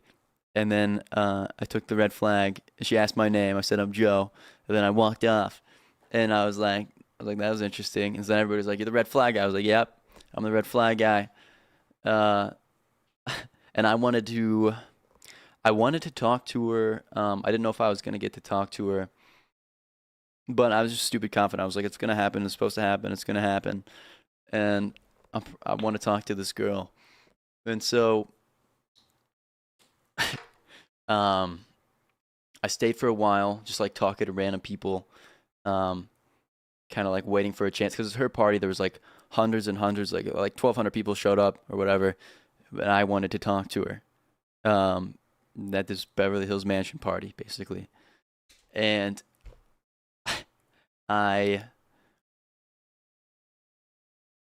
so I just stood around. I stood around talking to other people. And then for some reason I ran into like her uncle. Her uncle was there and he was like, "You're Joe." I was like, "Yeah, I'm Joe." He's like, "Come on, come talk to her," or whatever. And so I talked to her for like a couple minutes and then she had to go. She was so beautiful. And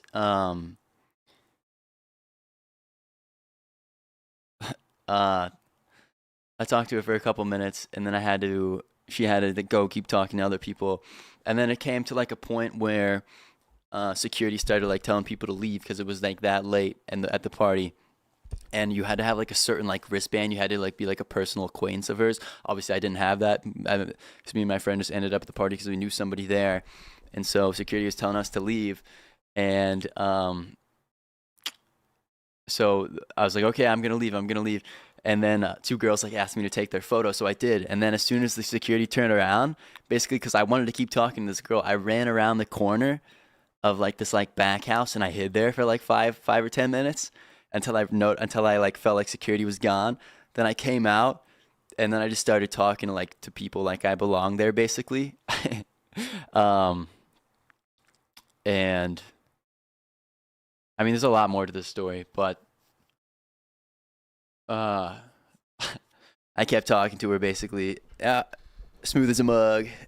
I can be confident, a good talker when I want to. And I got her number. And she is my girlfriend now, basically. I mean, that was like to cut the story short. And I don't know. I just feel like everything happens for a reason, basically.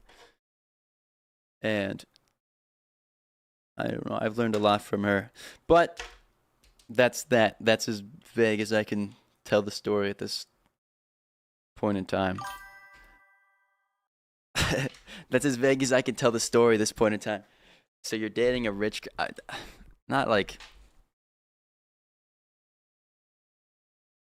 I can't say anymore. You snuck into her house and got her to date. You're making it sound worse than it is. You're making it sound way worse than it is. No, I wanted to talk to her, and I just felt confident. I wasn't even looking to like date somebody.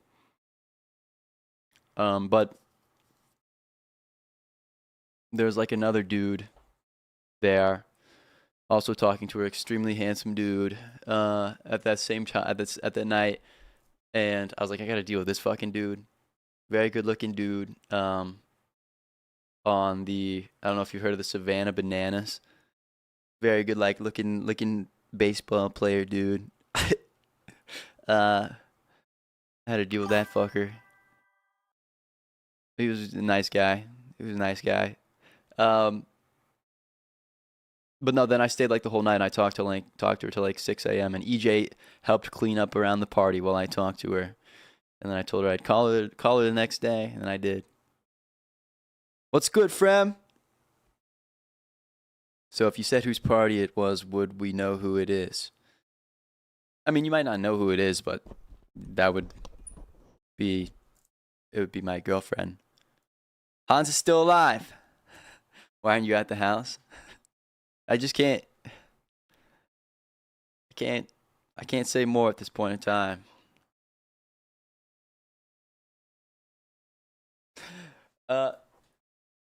So we invited to the next party. Maybe.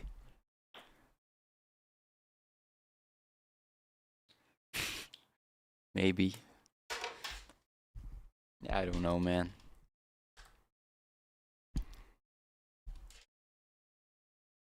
You drive down to Cal. Yes, you're welcome. You're welcome. But I've learned a lot, and I have a lot to learn.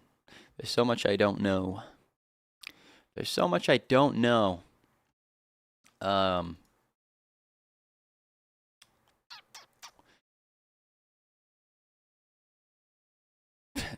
We got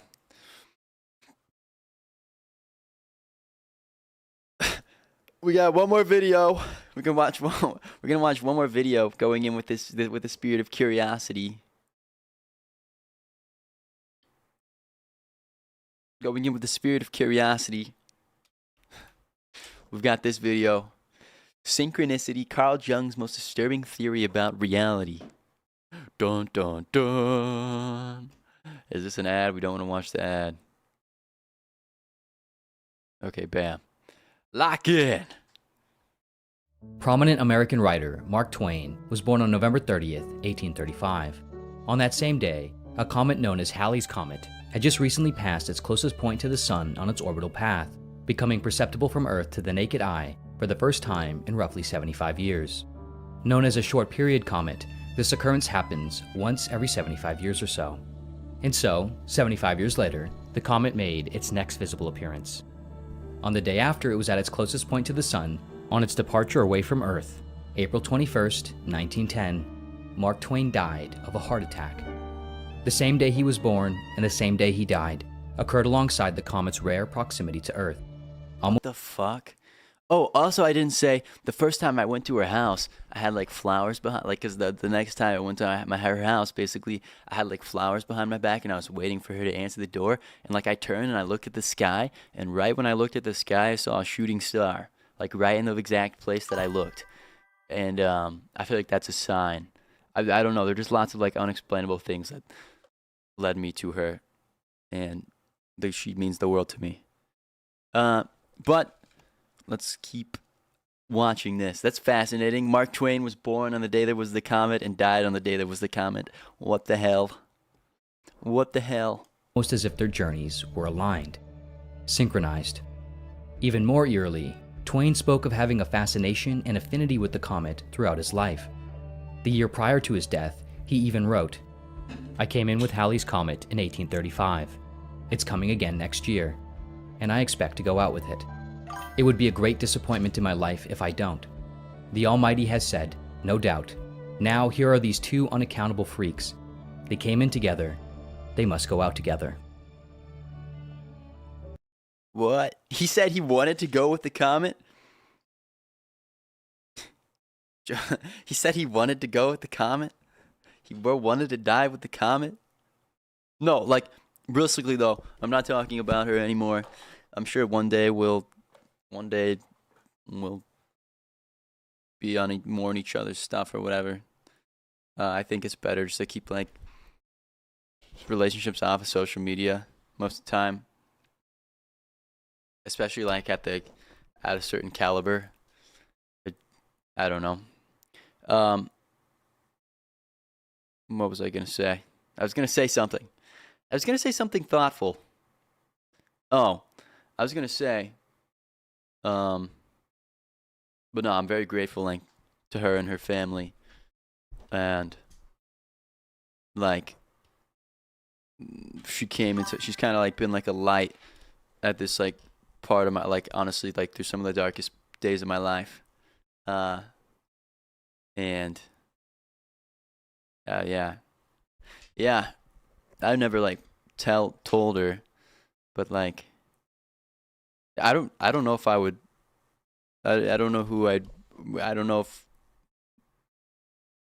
if I'd be here like at without her. I don't mean that in like a way that I need her, but just at the time that like she came into my life. I just think that everything happens for a reason. Of course, coincidences happen every day, including ones that appear as extreme or bizarre as Twain and Halley's Comet. Most of the time, they're merely modest moments of unlikely odds that we quickly move on from. But other times, they can be so strange and unlikely, so extreme and specific, it can make us question the very nature of reality. It can almost feel as if something else is at play. We might wonder if coincidence is even the right word. Renowned 20th century psychologist Carl Jung wondered the same thing. For him, in certain cases, coincidence was perhaps not the right word. Jung is one of the most influential and esteemed psychologists in history. His insights and theories have provided new models and understandings of the mind and the self, from his theories about the unconscious mind, to dreams, to symbols, to archetypes, and to a shared collective unconscious. Among his many profound insights and ideas, he had a very unusual theory about apparent, meaningful coincidences. A theory he coined synchronicity. Synchronicity is perhaps one of the most controversial and misused terms across psychology, philosophy, and spirituality, often being exploited and contorted to fit various belief systems and schools of thought far removed from its origins. In properly understood terms, it's still highly questionable, but far more robust than it's often presented. In the book, The Interpretation of Nature and the Psyche, written by Jung and his collaborator, Wolfgang Pauli, a Nobel Prize-winning physicist who helped pioneer quantum mechanics. That sounds cool. I might want to check out that book. Synchronicity. Jung provides a comprehensive overview of his theory of synchronicity. With a deep understanding of psychology and vast experience in psychoanalysis, Jung was especially prone to both encounter and be interested in apparent alignments between mind and external reality. With this theory of synchronicity, he sought to make sense of these occurrences, absurd-seeming, odds-defying, meaningful coincidences.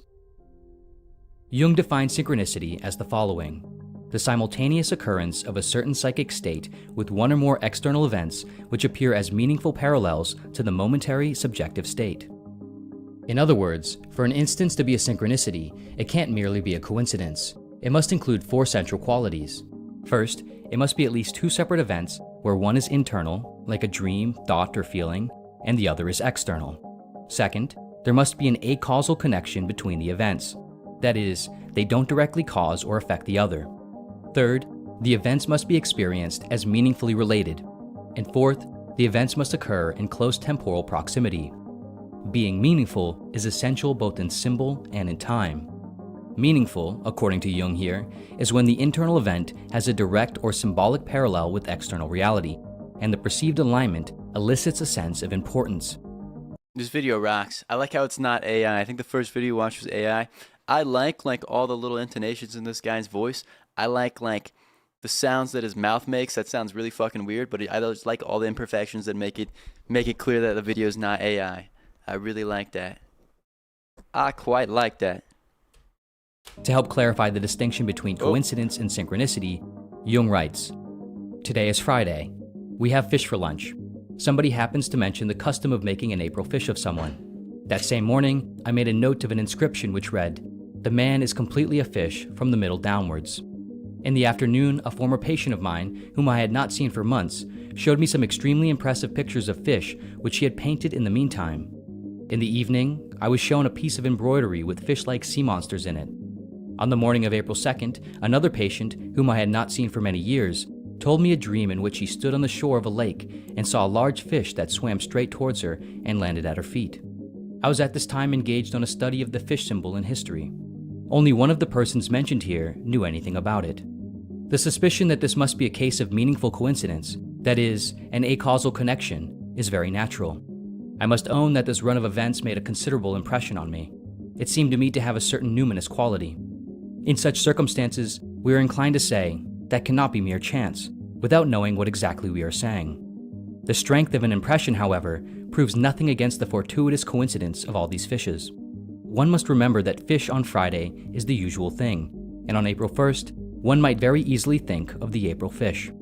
Fishes frequently occur as symbols of unconscious contents, so there is no possible justification for seeing in this anything but a chance grouping. Alternatively, an example of synchronicity for Jung includes the following experience he had while treating one of his female patients who was struggling to overcome hyperrationalism and overintellectualization. This is fascinating.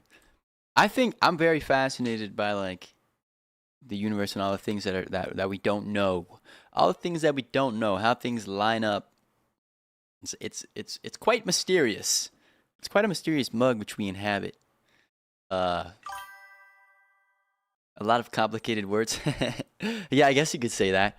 I guess the idea of this video is just that everything happens for a reason, and sometimes things line up in a way that can't be explained to a way, and or happen the way that things line up happen in a way that's like almost like magical, or of like a higher power, whatever you want to say. Whatever you want to say. There are a lot of complicated words, though. That's true. Hell, that's true. That's true. In his office, during a session, the woman described to him a dream she had the previous night about a piece of jewelry in the form of a golden scarab beetle. As the woman described the dream, Jung began to hear tapping on the window behind him. When he turned around, he found a scarab-like beetle trying to get inside, an unusual behavior for the species in those conditions. Jung opened the window, caught the beetle out of the air, and then handed it to the woman, saying, "Here's your beetle." What the fuck? Notably, this experience meaningfully altered the woman's perspective, cracking the surface of her hardened intellectualism and allowing in a softer sense of self and the world. Unlike in the prior fish sequence, in this case, the alignment happens in close proximity in time, and there's an apparent acausal connection between an internal event, the woman's dreams, thoughts, and statements, and the external event, the sudden appearance and unusual behavior of the beetle. Jung writes, "Should proof be forthcoming, however, it would prove at the same time that there are genuinely non-causal combinations of events for whose explanation we should have to postulate a factor incommensurable with causality. We should then have to assume that events in general are related to one another on the one hand as causal chains, and on the other hand by a kind of meaningful cross-connection." For Jung, this kind of coincidence involves such statistical absurdity and symbolic meaning that the more You think bro is a magician? That'd be pretty crazy. I don't know. I think it's one of the coolest. I think the fact that reality is more malleable and possibly magical is I don't know. I think everything's like linked together and things happen for a reason. That's all I think. That's all I think. And I'm fascinated with that idea. A couple months ago, I prayed that I could see or experience something that would remind me that maybe reality is more like flexible or malleable than, or like temporary or fleeting than I thought, that I knew, something that would like crack my mind open almost in a way. And so I went to bed that night, and then the next day I was driving back to my girlfriend's house, and I've never seen like a car accident in real life, but there was a motorcycle in front of me, and they were driving. It was late. It was probably like 2 a.m. And there was a motorcycle in front of me on the highway with two people on it. And for some reason, they got off on the exit right in front of me. And then I guess they realized they'd got off on the wrong exit. And so they went back.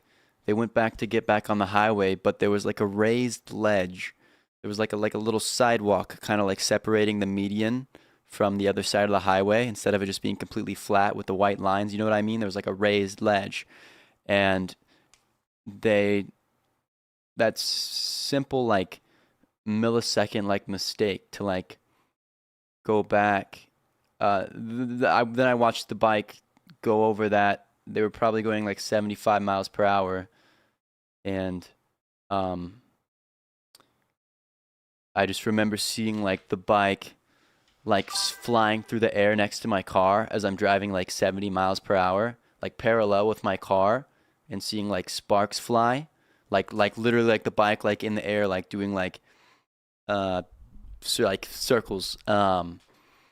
And I couldn't even like comprehend it. And then obviously like I don't know, but I think like. But that was the reminder of like how short life. Like I don't know that I've never seen anything like that. It was awful, and that kind of like shook me up, seeing that. But it also like reminded me like how temporary life is and like how fragile we are and how quick things can change. So I don't know. Sometimes you have to be careful for what you ask for, I think. basically. I don't know. I know that the first responders and everything came, and that lots of people pulled over for them. I don't know what happened to them. I don't know what happened to them. I don't know. But yeah, I don't know. I think life is very like fragile and fleeting thing, and it can change quickly. It can so I don't know. And you have to be careful what you ask for. So you get famous and fate wants you to. Another fascinating thing is I think you get things when you finally let them go. If you want something super bad and you pursue it for a certain amount of time and nothing seems to work, and then you're like, fuck it, and then you move on to the next thing, then you get the thing that maybe you wanted or you were working towards when you don't want it anymore, which is kind of fascinating. Like, or when you're not looking for something, it comes to you. Like, I had been making like stupid ass videos on Snapchat for a long time, and then I kind of like gave up, and then I started doing like the ASMR, and I was like, I don't really want to make the goofy videos anymore. And then like one day, like I got a call from like Snapchat being like, we're gonna give you like Snapstar and you should like come out to LA and shit. I was like, what the fuck? And so then I kind of stopped doing the ASMR, basically. And then I got like deals like directly like with Snapchat, like where I could travel to like concerts with them and shit. So like, I don't know, but all I'm saying is like the universe works in like very strange ways. It works in very strange, odd ways that we don't understand. And I don't know, I'm very curious about it. Likely explanation is something deeper and metaphysical. For him, they aren't merely signs of something specific to the individual experiencing them, but also signs of an underlying nature of reality. He writes, synchronistic phenomena prove the simultaneous occurrence of meaningful equivalences in heterogeneous, causally unrelated processes. In other words, they prove that a content perceived by an observer can, at the same time, be represented by an outside event, without any causal connection.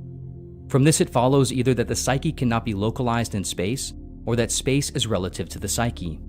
I do not need to emphasize that the verification of these findings must have far-reaching consequences. All right, this should be translated into like, this was written when, I don't know, like 50 years ago. This should be translated. This shit should be this should be, the words, the big words are a lot. Jung takes this rather giant leap based on several other... I would need like another like minute to like reread that. But I think it's just saying that outside circumstances could be related to the psyche. Other theories and premises he establishes. Crucially, he believed that the mind and reality are fundamentally intertwined. Okay, he speculated that matter and psyche flower from the same stem, which he referred to as unus mundus, or one world, an underlying unified substrate of the universe. Synchronicity is made possible by this because both the conscious observer and an external event are connected by and stemming from the same source, functioning by the same order, and paralleling in consistent expressions.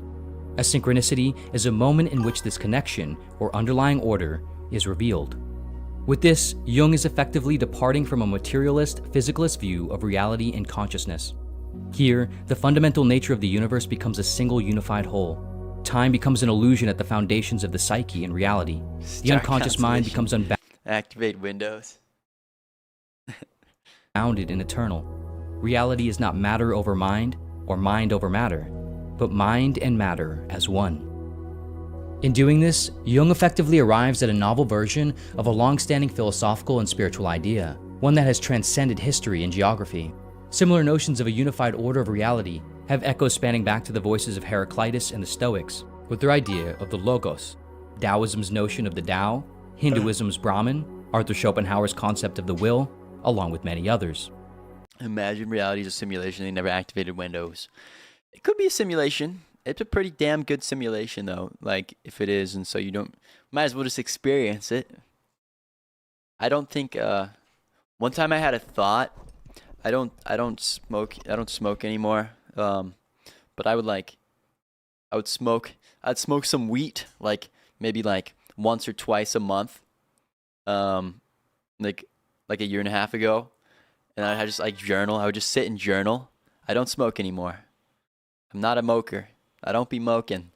But I would sit and then I would just like journal my thoughts because you think in such a different way.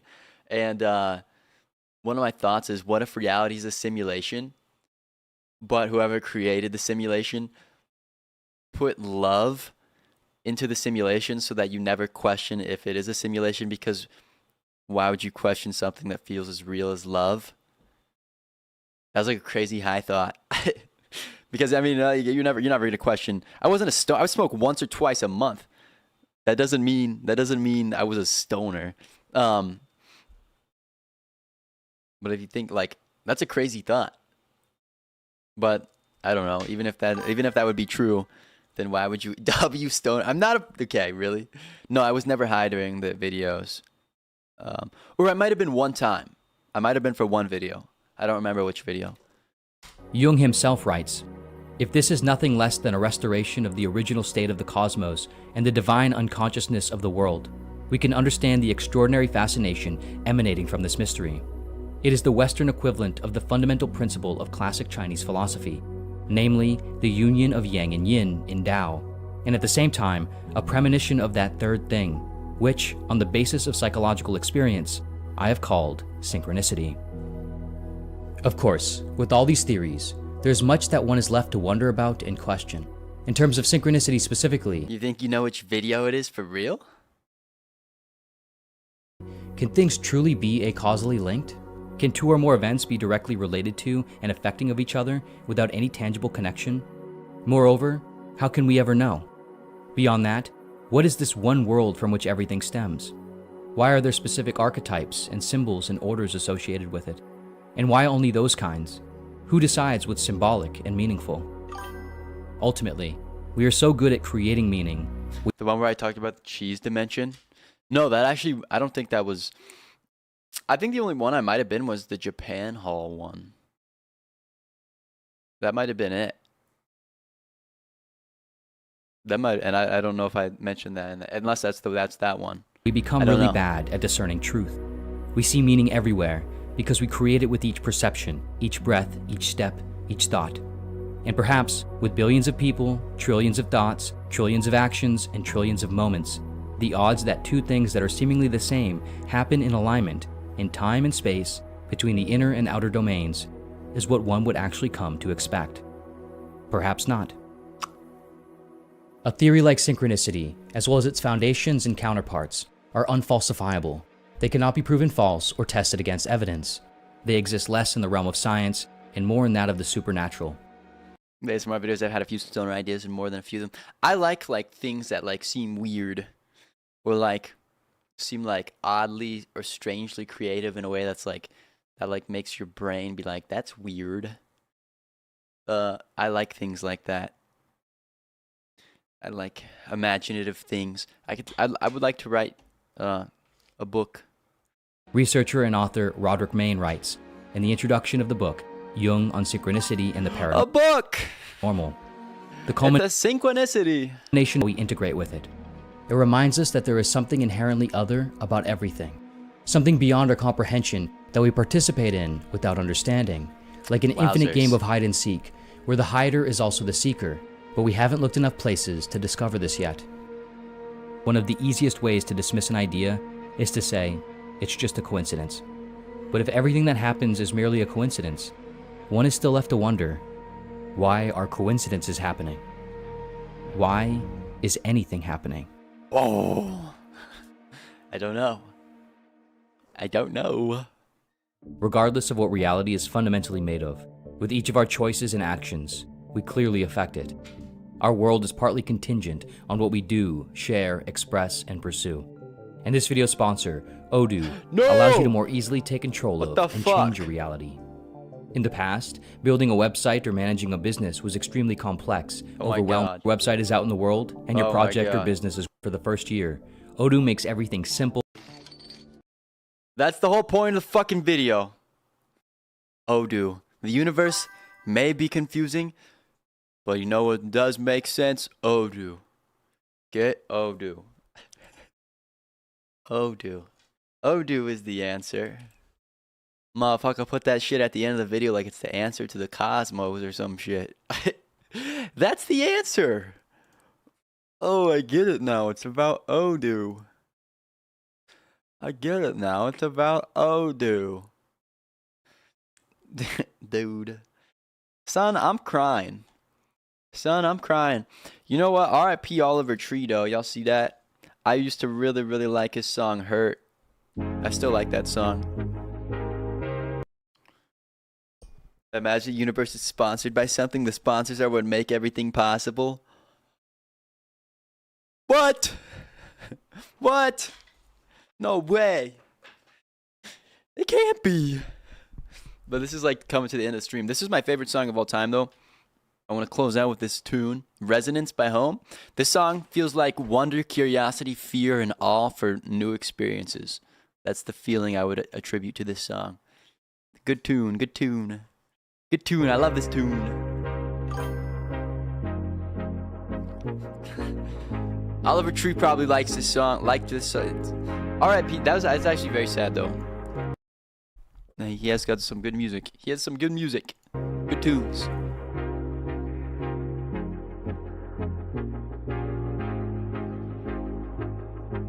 Good night. Frem and Zappy, good night. I'm gonna go explore the cheese dimension. And ponder the universe. I'm gonna explore the cheese dimension and ponder the universe. Farewell, I'll see y'all soon. Good night.